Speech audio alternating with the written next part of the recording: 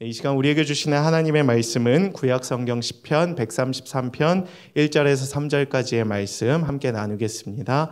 3절밖에 안 되니까 우리 한 목소리로 봉독하겠습니다.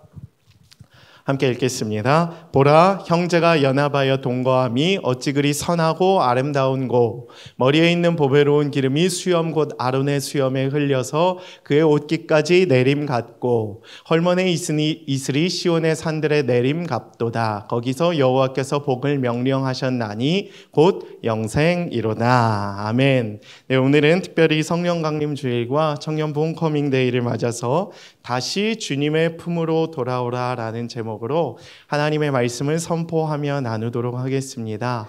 오랜만에 또 오신 분들, 또 매주 오시는 분들, 또 처음 오신 새가족, 또 처음 오신 우리 성도님들 모두 환영하고 축복합니다.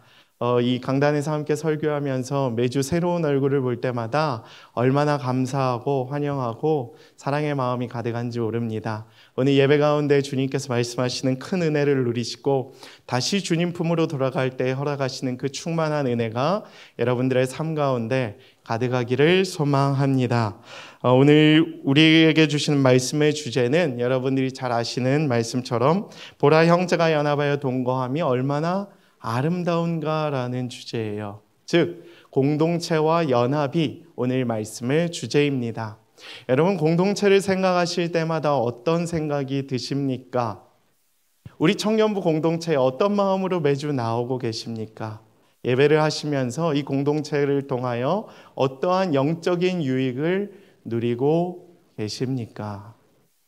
제가 주중에 제가 존경하는 저를 주례하셨고 저의 결혼을 주례하셨고 제가 존경하는 한 목회자이신 목사님을 찾아뵀는데, 그분께서 요즘 한국교회 이 세태들을 바라보시면서 저에게 두 가지를 잘 해야 된다라고 이렇게 조언을 해주셨습니다. 우리 한국교회에 필요한 것이 지금 무엇이냐 하면 첫 번째로는 영적인 터치라는 거예요.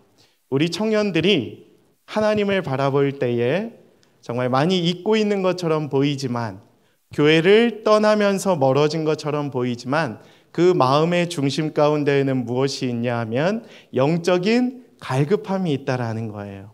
교회는 안 나오고 뭔가 공동체에 나가기는 꺼려지지만 이 가운데에서 그래도 하나님께서 우리에게 부어주시는 그러한 영적인 만지심이 있기를 바라는 갈망이 있다라는 거예요.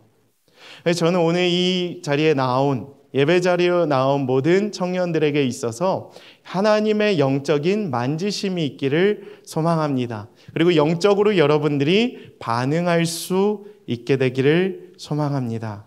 여러분, 우리가 영적으로 반응하는 이유는 무엇이냐 하면 세상에 가서 점도 보고 그 다음에 이제 무슨 법사님도 찾아가고 또 불당도 가고 여러 가지를 가면서 우리의 영적인 터치, 또 신비로움을 추구하지만 거기에서는 얻을 수 없는 만지심이 교회에 있다라는 거예요. 말씀 가운데, 예배 가운데 있다라는 거예요. 그리고 우리는 본질적으로 그것을 갈망하게 됩니다. 그 근거가 무엇이냐 하면 창세기 1장과 2장에 보면 하나님이 자기 형상대로 인간을 창조하셨기 때문이다라는 거예요. 여러분들의 마음 가운데에는 본질적으로 하나님을 향한 갈망이 있다라는 거예요. 믿지 않는 사람들에게도 동일합니다. 그 영적인 터치와 유익을 못 느껴서 그렇지 교회에 나와서 정말 영적으로 만지심을, 복음의 능력을 경험하면 하나님을 믿고 하나님께 반응하게끔 자동적으로 탑재되어 있다는 거예요. 프로그래밍이 되어 있다는 거예요. 저는 그래서 오늘 이 자리 가운데 나온 여러분들이 영적인 하나님의 그 터치를 경험할 수 있게 되기를 소망합니다. 내가 아버지께 오기를 정말 잘했구나. 교회에 나오니까 사람에서는 얻는 유익은 좀 부족할지라도, 뭔가 뻘쭘할지라도 하나님께서 나를 정말 사랑해 주셨고 환영하시는구나라는 것을 느끼시는 시간들이 될 수 있기를 축복합니다. 두 번째는 무엇이었냐 하면 공동체성이라는 거예요. 공동체성. 영적인 갈망이 필요하고 이 포스트 코로나 시대에 이제 우리가 무엇을 주어야 하냐 하면 공동체성을 주어야 한다라는 것입니다. 여러분, 우리는 공동체를 하나님께서 이루도록 우리에게 허락하셨어요. 그것이 바로 초대교회 공동체였습니다. 우리가 지금 예배하고 있는 이 목청플러스 청년부 공동체에도 하나님께서 허락하신 영적인 그런 성령의 은혜가 있는 줄 저는 믿습니다. 세상에서는 줄 수 없는 그러한 영적인 유익들이, 공동체성이 오늘 이 시간을 통하여 여러분들에게 전달될 수 있게 되기를 축복합니다. 우리가 그 두 개를 붙잡는 공동체가 되기를 원해요. 예배를 사모함으로 하나님의 영적인 만지심을 경험하는 공동체, 그리고 진정으로 공동체성을 회복할 수 있는 공동체가 되기를 소망합니다. 오늘 예배 이후에 이 예배를 통하여서 만찬의 자리를 통하여서 여러분들이 그 두 개를 누리시고 돌아가시는 시간들이 되기를 소망합니다. 오늘 말씀에 이렇게 기록이 되어 있습니다. 보라, 형제가 연합하여 동거함이 어찌 그리 선하고 아름다운고. 첫 번째 메시지는 교회 공동체는 하나님 가운데서 참된 의미를 발견할 수 있다는 거예요. 아까 제가 얘기했다시피 교회 공동체는 하나님 안에서 모일 때에 우리가 그 의미를 회복할 수 있다라는 거예요. 두 번째는 세상과는 다른 거룩한 공동체임을 우리가 회복해야 된다라는 거예요. 세 번째는 교회 공동체는 사랑과 섬김이 있는 은혜, 특별히 저는 이거를 축복의 통로의 공동체라고 바라봅니다. 세상과 교회의 창문의 공동체라고 볼 수 있습니다. 하나님 안에서 우리가 모일 때에 세상과 다른 거룩함이 있다라는 거예요.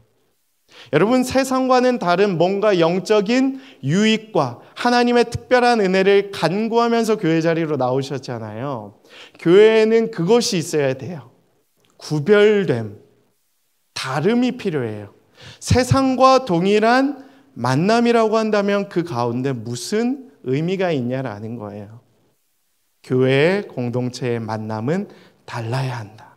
무엇이 달라야 하느냐? 저는 두 가지를 바라봅니다. 첫 번째는 거룩함이에요. 거룩함. 세상은 거룩함의 반대인 타락이 있죠. 죄가 있죠.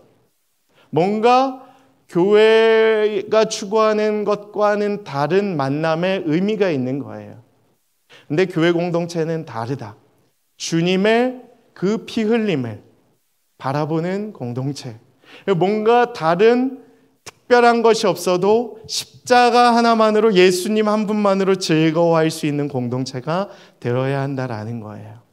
교회 가운데에서 뭔가 예수님을 나눌 때의 그 특별한 세상과는 다른 사랑이 없고 은혜가 없다라고 한다면 아직 진정한 교회 공동체를 경험하지 못한 것입니다. 여러분, 오늘 특별히 저는 그것들이 회복될 수 있는 자리가 되기를 소망합니다. 식사 자리가 풍성해서 뭔가 세상과 다른 의미가 있다는 게 아니에요. 세상에 가면 호텔 뷔페식이 될 수도 있고 더 훌륭한 음식들이 많죠. 그러나 그것보다 더 특별한 주님의 거룩함이 있는 공동체이기 때문에 이 자리가 특별해질 수 있게 되기를 소망합니다.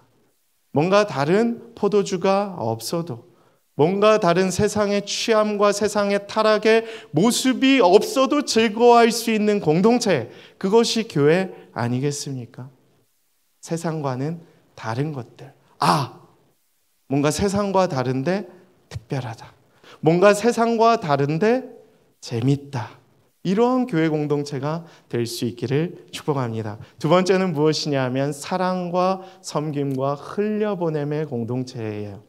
여러분, 제가 청년들을 마주하면서 청년부의 가장 큰 어려움이 무엇이냐고 물어보면 뻘쭘함이라고 해요. 특별히 예배당 본당 가운데 나왔을 때 자기 혼자 놓여지는 것만 같은 그 외로움과 특유의 뻘쭘함이 매주의 예배 가운데 있다라는 거예요.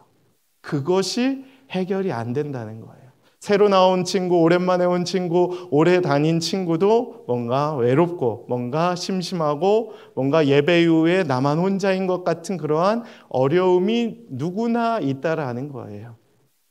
제가 대학부 때 교회를 옮기게 되면서 그런 어려움을 경험했던 적이 있습니다.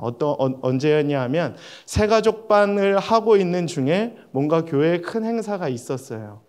저는 교회에 굉장히 익숙하고 교회를 사랑했던 사람이기에 제가 굉장히 잘 적응할 수 있을 줄 알았어요. 근데 그 행사를 갔는데 다른 사람들은 다 너무 재밌게 노는 거예요. 우리 교회로 치면 샬롬을 한 3배만한 공간에서 다들 너무나도 막 재밌게 얘기하고 놀고 친교하고 있는데 저만 혼자인 거예요. 새 가족이었으니까 아무도 아는 사람이 없잖아요. 결심을 했어요. 내가 10분 안에 아무도 나에게 말을 걸어주지 않으면 오늘 이 자리를 떠나고 다시 이 교회를 나오지 않겠다라는 결심을 했어요. 그리고 혼자 저 막 구석에 정수기 옆에 쪼그려 앉아서 기다렸어요. 그래서 1분, 2분, 역시 교회는 희망이 없어.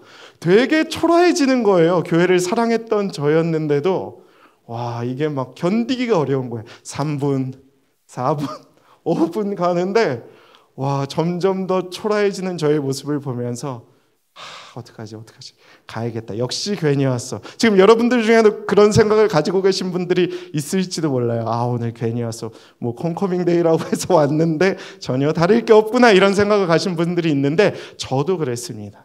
근데 그때 한 10분쯤이 이제 다다랐을 때 새가족 간사님, 우리로 치면 이제 보든국장님, 저희 정은경 국장님 아주 매주 환영을 해주시고 계시지만 저에게 와서 말을 걸어주더라고요. 왜 혼자 계시냐고, 새가족이시냐고, 일로 오시라고. 저기 또래들이 있으니까 가서 연결을 해주고 이야기를 나누고 또 새롭게 적응을 할 수 있도록 저에게 길을 열어주셨어요. 그리고 제 특유의 친화력으로 이제 이렇게 친해지고 또 이렇게 관계를 하고 그때부터 이제 관계의 문이 열리고 공동체에 적응이 되고 내 공동체구나, 정말 사랑이 있는 공동체구나라는 것을 느끼게 되었습니다. 여러분도 동일할 것이라고 생각을 해요. 매주 예배 자리에 나오는 이 공동체 예배 자리가 누군가에게는 특별히 어려울 수 있다라는 거예요. 저도 그랬기 때문에. 이 본당이 얼마나 큽니까? 700석 정도 되는데 우리가 지금 오늘은 많이 오셔서 한 8, 90명 정도 오셨겠지만 얼마나 빈자리가 많아요. 그러니까 자기가 막 초라한 거예요. 예배 후에도 인사할 사람이 없고 목사님은 너무 바빠 보이고 아무도 나에게 와서 말을 걸어주지 않으면 어렵죠. 그러나 먼저 다가갈 수 있는 용기가 우리에게 필요하다는 것입니다. 그것이 누구라고 한데. 그래서 저는 여러분들에게 권면드리고 싶어요. 리더십이라고 한다면 적어도 이 공동체에서 내가 받은 사랑이 조금이라도 있다면, 은혜가 있다면 그러한 역할들을 해줄 수 있는 사람들이 되기를 소망합니다. 오늘 이 말씀이 그거를 가르쳐주고 있는 거예요. 그것은 무엇이냐 하면 아론의 수염, 아론은 본질적으로 대제사장을 의미하죠. 그래서 거룩함이 있어야 된다라는 것이고, 세 번째 말씀에 보면 헐몬의 이슬이 시온의 산들에 내림 같도다. 즉 높은 곳에서 흘러내림이 있다라는 거예요. 그러니까 은혜는 흘러나가는 거예요. 제가 청년들을 마주하면서 가장 어렵게 얘기하는 것이 무엇이냐 하면 나와 다른 청년들에게 굳이 내가 가진 삶의 여러 가지 고민과 은혜와 이런 것들을 나눠야 할 필요를 잘 못 느끼는 청년들이 많다라는 거예요. 저는 그런 이야기를 들으면서 한편으로는 이해가 되지만 한편으로는 정말 우리 가운데 예수님이 계신다라고 한다면 우리가 그러한 이야기들을 쉽게 할 수 있을까라는 생각이 듭니다. 왜냐하면 죄인인 죽어야 하는 나에게도 예수님이 찾아와 주셨기 때문에. 그러니까 나는 이미 은혜의 빚진 자로서 그 빚을 갚아야 할 의무가 있어야 함에도 불구하고 탕감은 받았지만 갚기는 싫은 뭔가 다시 그 배은망덕한 모습이 나에게 여전히 있음을 보게 된다라는 것이죠. 혹시 여러분의 삶 가운데에도 그러한 모습이 있지 않습니까? 이미 주님께로 받은 사랑이 너무 큼에도 불구하고 나와 다른 청년들을 바라보면서 쟤랑은 내가 무슨 얘기할 게 있을까라고 생각을 하면서 피하게 되고 뭔가 멀리하게 되고 챙겨주기 싫고 뭔가 리더일 땐 해주는 척하지만 리더가 아니면 바로 내려놓고 여러분들 말로 쌩까고 멀리하는 모습들이 여러분들에게 있지 않습니까? 그거를 우리가 단절해야 된다라는 것이에요. 이 시대에서 우리가 가장 주의해야 할 세상의 문화는 무엇이냐? 전 개인주의라고 봅니다. 포스트 모더니즘, 포스트 탈코로나 시대에 우리가 극복해야 할 것은 무엇이냐? 개인주의예요. 개인주의. 나와 제가 무슨 상관이 있느냐? 충분히 그럴 수 있어요. 세상도 그렇고 교회도 그럴 수 있고 리더도 그럴 수 있고 목회자도 그럴 수 있어요. 나와 상관없다. 받은 만큼만 일하면 되지. 실적하고 상관없잖아. 뭐 한 만큼만 하면 되지. 이러한 생각을 가지고 일하면 제한된다라고요. 제한된다는 것이에요. 이기주의 안에 머무는 거예요. 세상과는 전혀 다를 바가 없는 공동체가 돼버립니다. 여러분, 교회가 그래서 되겠습니까? 교회는 달라야 한다. 무엇이 달라야 하냐? 첫 번째, 거룩함. 뭔가 나도 정말 영적으로 깨끗해지고 싶다. 정말 주님 앞에 순결해지고 싶다. 정말 주님 앞에 죄를 회개하고 싶다라는 간절한 마음. 두 번째, 세상에선 진짜 팀플하고 그냥 다 흩어지기 바쁜데 교회는 그래도 다르구나. 우리 순장님은 진짜 나를 끝까지 사랑해 주시는구나. 진짜 한번 물리면 이제 안 놓는 개들처럼 한번 물면 놓지 않는 순장님들 있잖아요. 예? 한 3텀 전에 순장이었는데 보이지 않으면 막 연락 오는 순장님들이 있잖아요. 그냥 막 귀신같이 찾아내서 막 내가 어디 있는지 알고 내가 뭐 하고 있는지 알고 내 소식 어떻게 막 주워 들어가지고 막 인스타 이렇게 막 보고 있는지 모르겠지만 막 그렇게 연락하시는 분들이 있지 않습니까? 그러한 특별한 사랑의 공동체 가운데 머물러야 한다라는 것이에요. 저는 그래서 우리 공동체가 그런 공동체가 될 수 있게 되기를 축복합니다. 뭔가 사랑이 머물고 그 사랑이 흘러 내려가는 공동체. 새 가족만 보면 반가운 거예요. 제가 그 목사님을 뵀을 때도 은퇴하시고 이제 수십 개의 교회를 다녀보셨대요. 근데 교회마다 다들 특징이 있는데 어떤 교회는 가면 그냥 냅두는 교회가 있대요. 그냥 뭐 스타일상.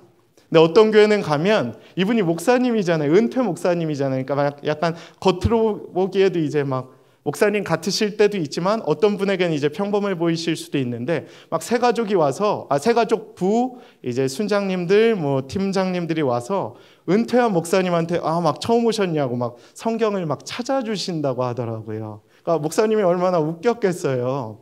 성경을 이제 거의 외우시는 분인데 와서 이제 성경 시편은 몇 페이지에 있다고 막 가르쳐 주시니까 얼마나 참 웃기겠습니까? 근데 한편으로는 되게 감사했다라는 거예요. 저는 우리 공동체가 그럴 수 있었으면 좋겠습니다. 막 새로운 얼굴이 보이면 먼저 가서 이야기를 해줄 수 있는 공동체. 정말 오랜만에 오면 와서 특별히 가서 말 더 걸어주고 사랑해주고 환영해줄 수 있는 공동체. 그리고 보이지 않으면 먼저 연락해줘서 사랑해주고 나오라고 권면해줄 수 있는 공동체. 그것이 진정한 공동체라고 생각합니다. 오늘부터 우리 청년부가 다시 새롭게 시작하기를 원합니다. 다시 주님 품으로 돌아와서 우리가 새롭게 한 해를 시작하기를 원합니다. 이전에 어떻게 했든지는 상관없어요. 코로나 2년 2개월, 2년 3개월 상관없어요. 한 번도 교회 안 나오셔도 상관없습니다. 이제 다시 주님 품으로 돌아와서 리스타트 하시면 됩니다. 우리가 다 제로베이스에서 다시 출발선상에서 다시 새롭게 시작하는 공동체가 되기를 소망합니다. 오늘 그 만찬의 자리 가운데에서 예배의 자리 가운데에서 그러한 은혜를 누리시고 또 그러한 교제의 장을 누리시고 그동안 잊고 있었던 하나님의 은혜와 사랑을 받고 또 공동체의 그 사랑을 누리고 돌아가실 수 있는 여러분들의 삶이 되기를 주님의 이름으로 축복합니다. 이 시간 말씀을 기억하며 우리 함께 기도하도록 하겠습니다.